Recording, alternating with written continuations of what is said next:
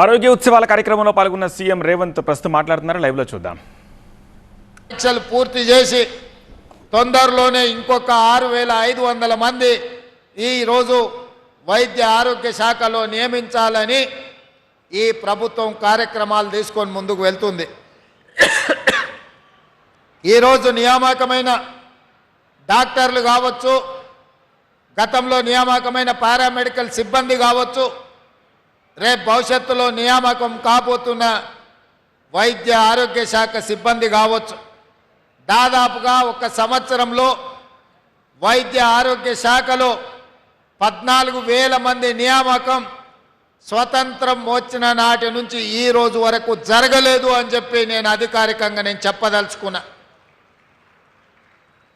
సంవత్సరం తిరిగే లోపల 14,000 నియామకాలు జరిగిన చరిత్ర ఏ రోజు కూడా లేదు. ఈ రోజు ఇంత అద్భుతంగా ఈ శాఖలో నిర్ణయాలు తీసుకున్నామంటే మీ శాఖ మంత్రివర్యులు పెద్దలు దామోదర్ రాజనరసింహ గారు నేను చెప్పినట్టుగా బై ఎడ్యుకేషన్ వారి ఇంజనీరు, బై నేచర్ వారి డాక్టర్ కాబట్టి మీ సమస్యల్ని అవగాహన చేసుకొని నా దగ్గరకు వచ్చి ముఖ్యమంత్రిగా మీరు నిర్ణయాలు చేయాల్సిందే, నాకు సంతకాలు పెట్టాల్సిందే.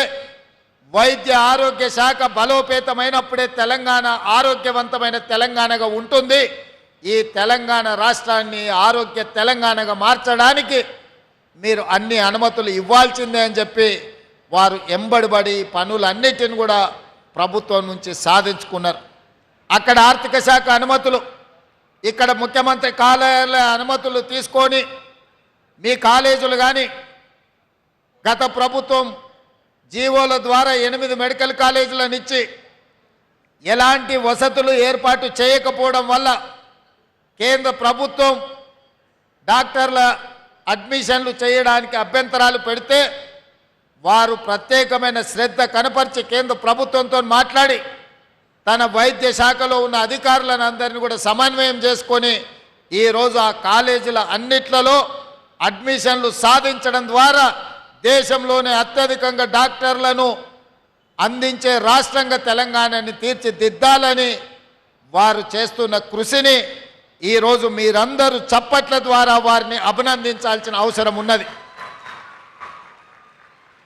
ఎందుకంటే సంబంధిత శాఖ మంత్రికి చిత్తశుద్ధి, పట్టుదల, పని చెయ్యాలన్న ఆలోచన, పని పట్ల అవగాహన ఉన్నప్పుడే ఈ కార్యాచరణ ముందుకు వెళ్తుంది. ఆ మంత్రి గారికి చిత్తశుద్ధి లోపించినా, అవగాహన లేకపోయినా తీసుకుంటున్న నిర్ణయాలు లోపభూయిష్టంగా ఉండే అవకాశం ఉంది. అందుకే ఈరోజు ఒక మంచి మంత్రిగా సమర్థవంతంగా ఈ శాఖను నిర్వహించడమే కాకుండా శాఖలో ఉన్న సిబ్బందిని అందరిని కూడా సమన్వయం చేసుకుంటూ వారు ముందుకు వెళ్తున్నారు. అందుకే ఈ వేదిక మీద నుంచి మీకు అందరికీ తెలుసు, 60 సంవత్సరాల ఆకాంక్ష, లక్షలాది మంది నిరుద్యోగ యువకులు ఉద్యమకారులుగా మారి వందలాది మంది ఆత్మ బలిదానాలు చేసుకొని తెలంగాణ రాష్ట్రాన్ని సాధించినాం.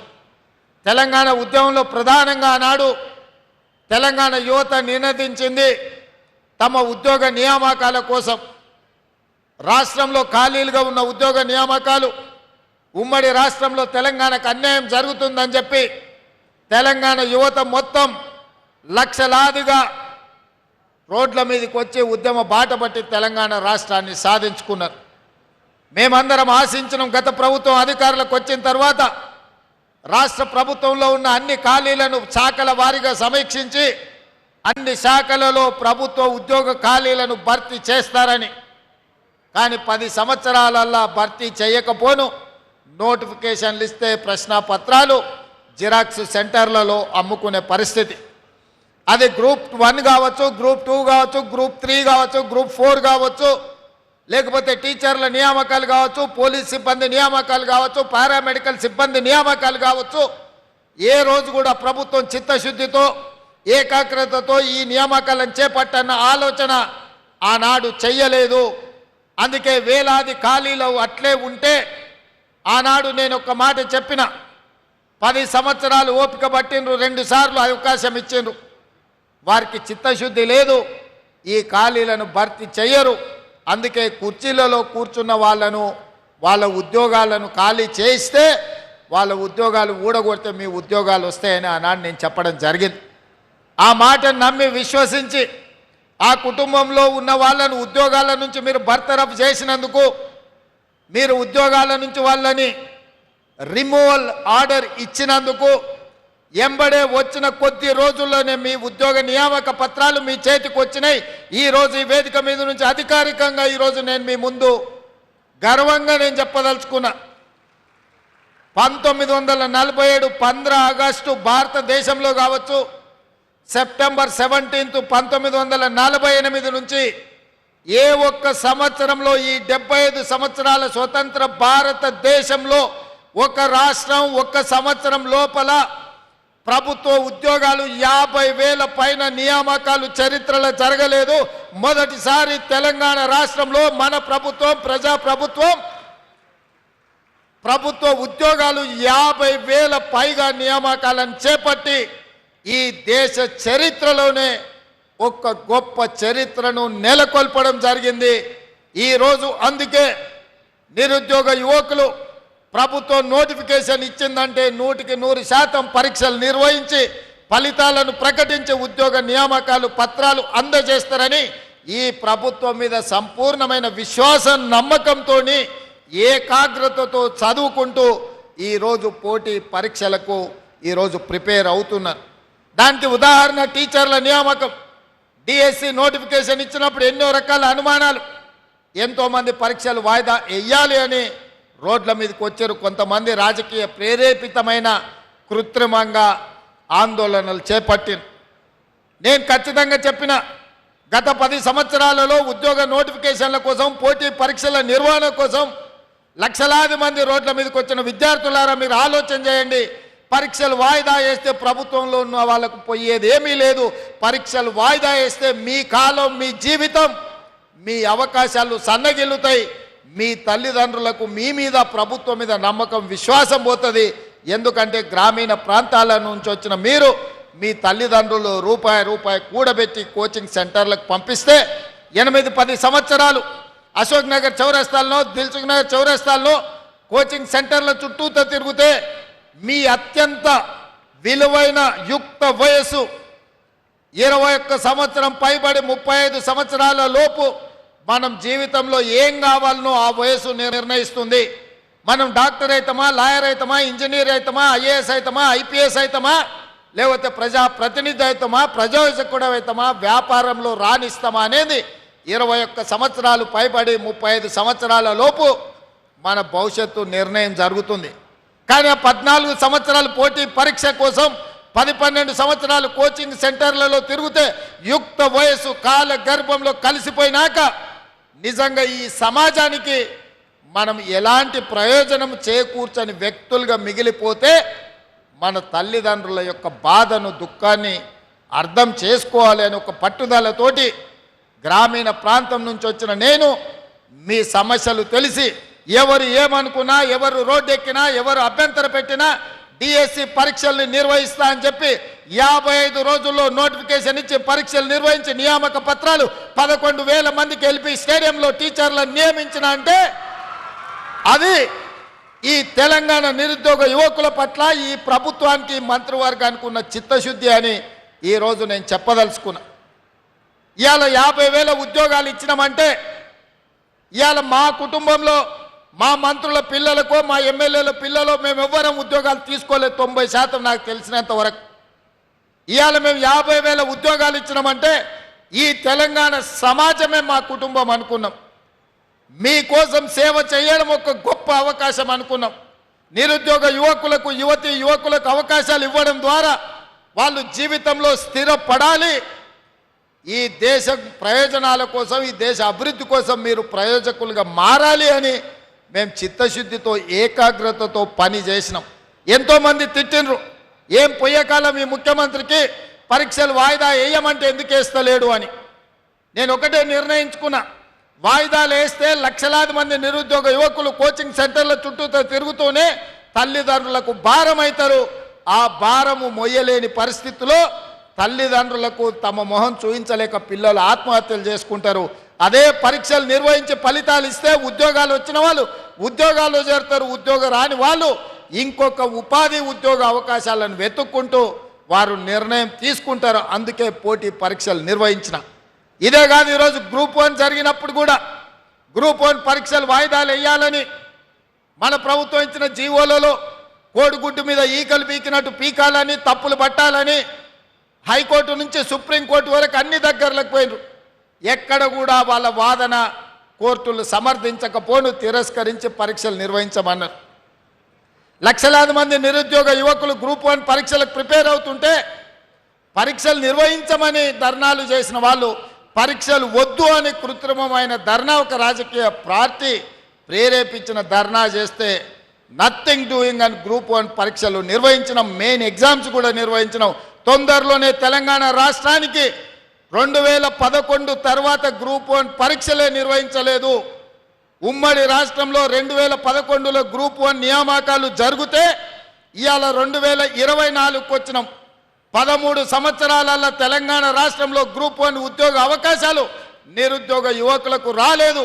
ఆనాటి ప్రభుత్వం 2017లో నోటిఫికేషన్ ఇచ్చిన పరీక్షలు నిర్వహించకుండా వాయిదాలు పెట్టుకుంటూ నిర్వహించిన పరీక్షలు ప్రశ్నాపత్రాలు జిరాక్స్ సెంటర్లలో అమ్ముతుంటే ఆ రోజు ఖచ్చితంగా మాట ఇచ్చిన అధికారంలోకి వచ్చిన ఎంబడే గ్రూప్ 1 పరీక్షలు నిర్వహిస్తాం, ఖాళీలను భర్తీ చేస్తామని ఇవాళ గర్వంగా నేను చెప్తున్న. తెలంగాణ పబ్లిక్ సర్వీస్ కమిషన్ సంబంధించిన ఈరోజు రిటైర్ అవ్వబోతున్న మహేందర్ రెడ్డి గారు చైర్మన్గా చాలా దీక్షతో ఈ పరీక్షలను నిర్వహించి ఈరోజు మెయిన్ ఎగ్జామ్స్ కూడా కంప్లీట్ చేసిండ్రు. తొందరలోనే 563 మంది గ్రూప్ 1 అధికారులను ఈ తెలంగాణ నిర్మాణంలో భాగస్వాములను చేయబోతున్నాం.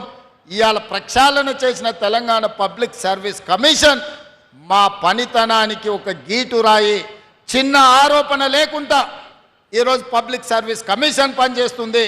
మహేందర్ రెడ్డి గారి స్థానంలో సర్వేల్ రెసిడెన్షియల్ నుంచి ఐఏఎస్ పొందిన అతి నిరుపేద కుటుంబం నుంచి వచ్చిన ఒక ఐఏఎస్ ఆఫీసర్ బుర్రా వెంకటేశంని 3.5 సంవత్సరాలు ఇంకా ఐఏఎస్ ఉన్నా అతన్ని ఈరోజు పబ్లిక్ సర్వీస్ కమిషన్ చైర్మన్గా ఎందుకు వేసిన అంటే ఈ పరీక్షలను చిత్తశుద్ధితో పారదర్శకంగా నిర్వహించాలని ఒక సీనియర్ ఐఏఎస్ ఆఫీసును ఇవాళ పబ్లిక్ సర్వీస్ కమిషన్ చైర్మన్ చేసిన.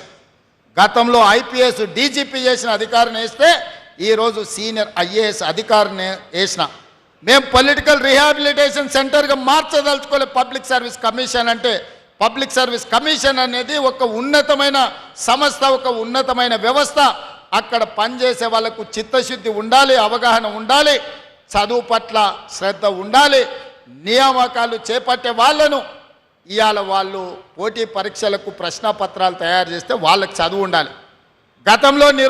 గతంలో పబ్లిక్ సర్వీస్ కమిషన్ మెంబర్స్ ఎవరయ్యా అంటే ఆర్ఎంపీ డాక్టర్ను పెట్టినరయా.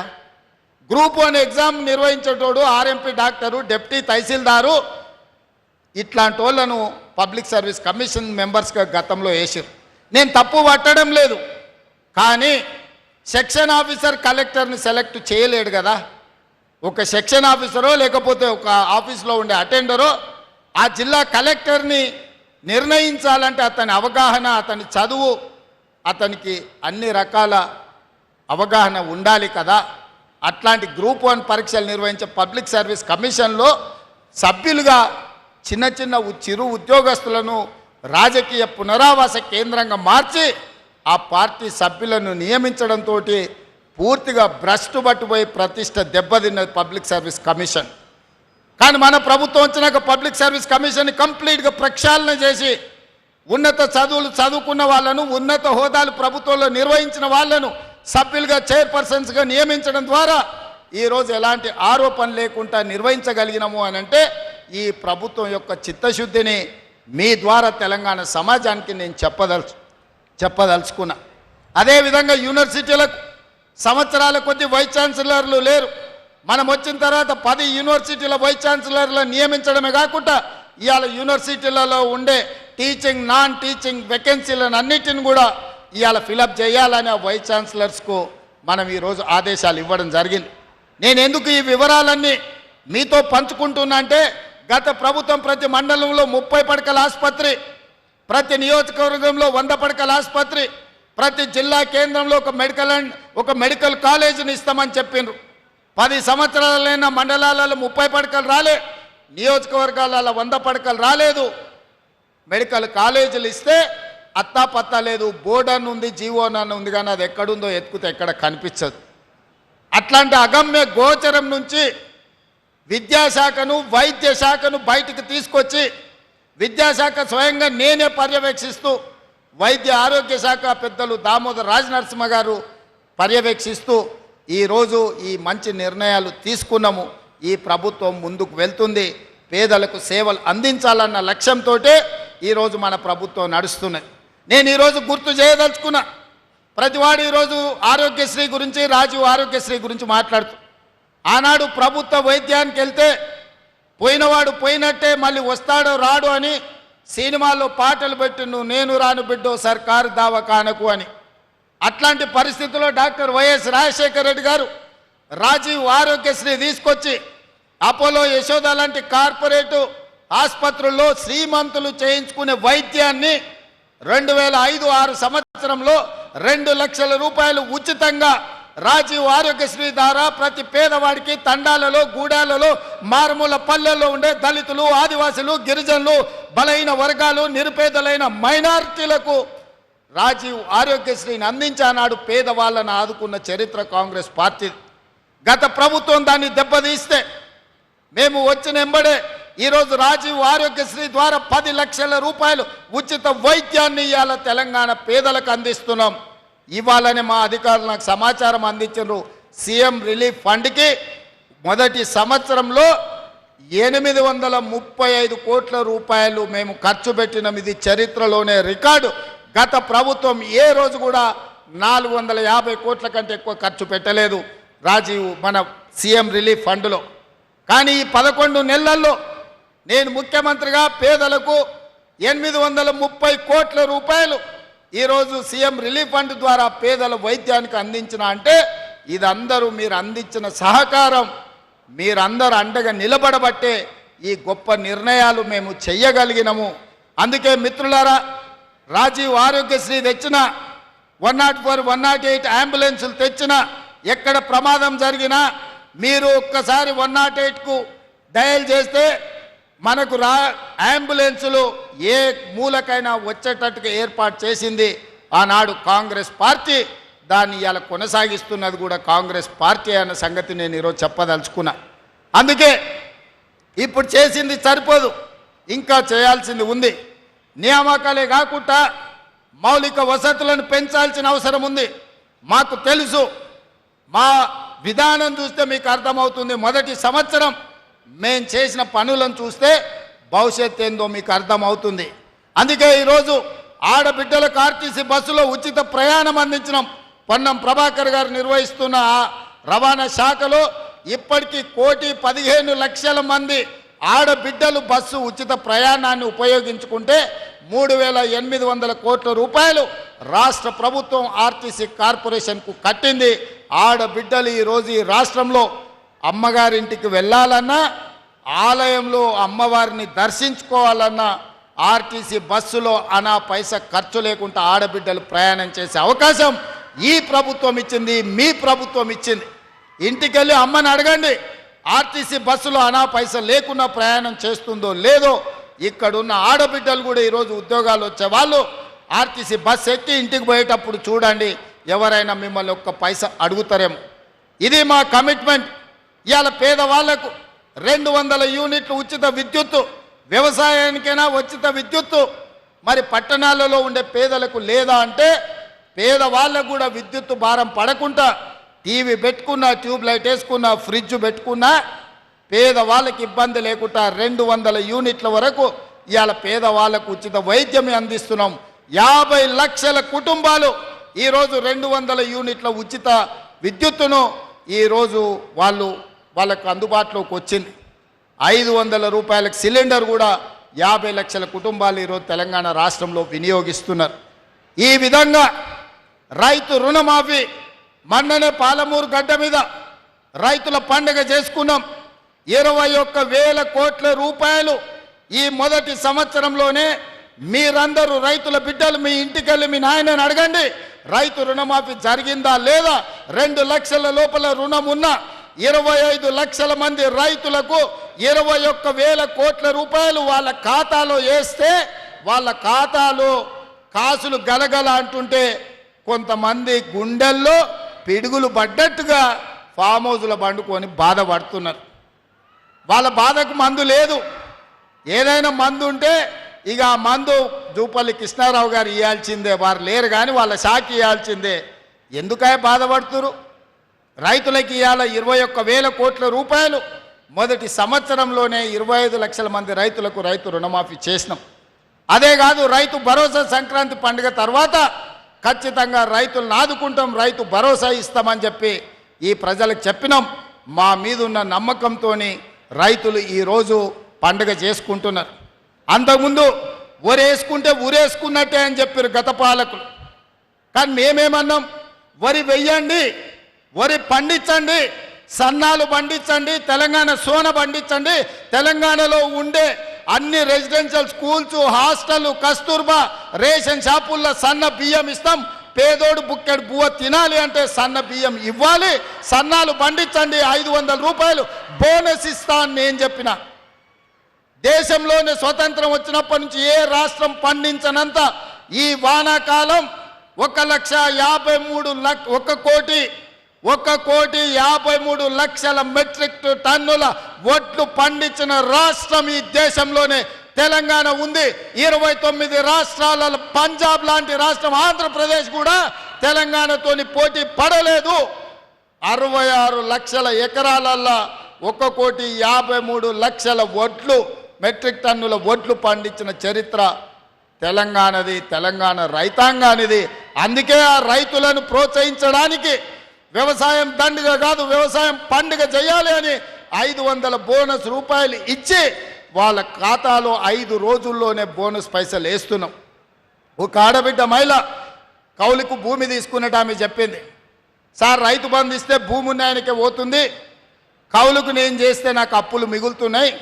ఈసారి రేవంత్ సారు బోనస్ ఇవ్వడంతో నాకు ఎకరాకు 30 క్వింటాళ్ళ వడ్లు వన్నాయి, ప్రతి ఎకరాకు 15,000 రూపాయల బోనస్ నాకు వచ్చింది. సంవత్సరానికి 2 పంటలు తీస్తే 1 ఎకరా కౌలు చేసుకుంటే కూడా వచ్చేదానికంటే అదనంగా నాకు 30,000 వస్తున్నాయని ఒక ఆడబిడ్డ కళ్ళల్లో ఆనందంతో చెప్తుంటే నాకు కడుపు నిండినట్టయింది. మంచి బిర్యానీ తింటే ఎట్లుంటుందో నాకు అంత సంతోషం వేసింది. అందుకే ఈ వేదిక మీద నుంచి రైతులకు నేను మాట ఇస్తున్నా, 10 సంవత్సరాలు ఈ ప్రభుత్వం ఉంటుంది.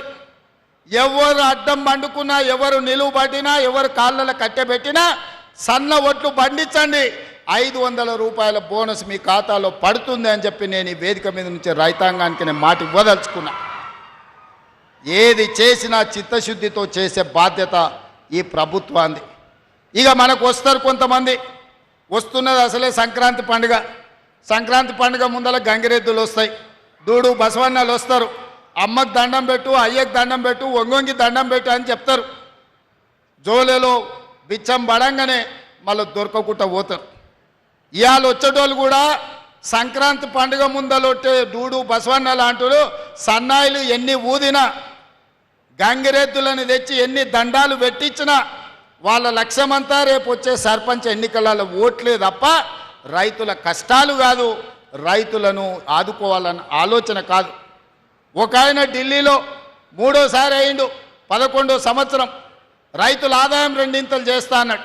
రైతు వ్యతిరేక నల్ల చట్టాలు తీసుకొస్తే 16 నెలలు ఢిల్లీ సరిహద్దుల్లో రైతులు యుద్ధం ప్రకటిస్తే 750 మంది చచ్చిపోతే నల్ల చట్టాలు వెనక్కి తీసుకొని ఈ రైతు జాతికే క్షమాపణ చెప్పిన ఆయన 3వసారి కుర్చీలో కూర్చున్నాడు. 10 ఏళ్ళు లేలిన ఆయన ఊరేసుకుంటే ఊరేసుకున్న ఆయన, ఫామ్ హౌస్లో వండుకున్న ఆయన ఈరోజు రైతుల గురించి మాట్లాడుతున్నారు. నేను అడుగుతున్న మా యువకుల్ని, మీలో నుంచి వచ్చిన వాడిని నేను, 10 నెలల్లోనే అద్భుతాలు జరుగుతాయా? 10 నెలల్లో చేయని పని ఏదైనా ఉందా? 10 ఏళ్ళు చేసిన ఆయన ఒకటైనా 11వ సంవత్సరం చేస్తున్నాయి ఇంకొక ఆయన. వాళ్ళిద్దరు కలిసి మనల్ని బద్నాం చేయాలని తిరుగుతున్నారు.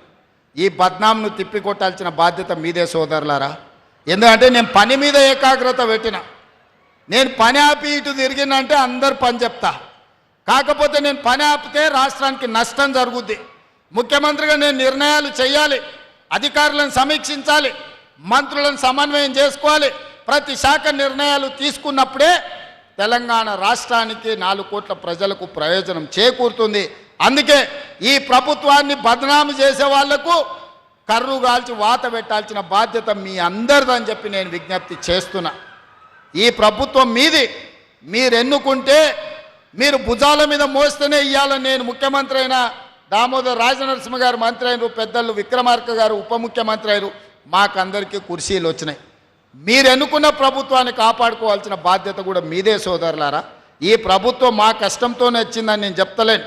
మా తలరాతలు మార్చి మాకు ఇంత పెద్ద బాధ్యత ఇచ్చింది మీరే. మా తలరాతలు మార్చిన మీరు ఈరోజు ఈ ప్రభుత్వం మీద జరుగుతున్న విష ప్రచారాన్ని తిప్పికొట్టాల్సిన బాధ్యత కూడా మీదే. ఎందుకంటే మేము పనిలో నిమగ్నమై ఉన్నాం. తప్పుడు ప్రచారాలను ఎదుర్కోవాల్సిన బాధ్యత మీ మీదనే ఉన్నది.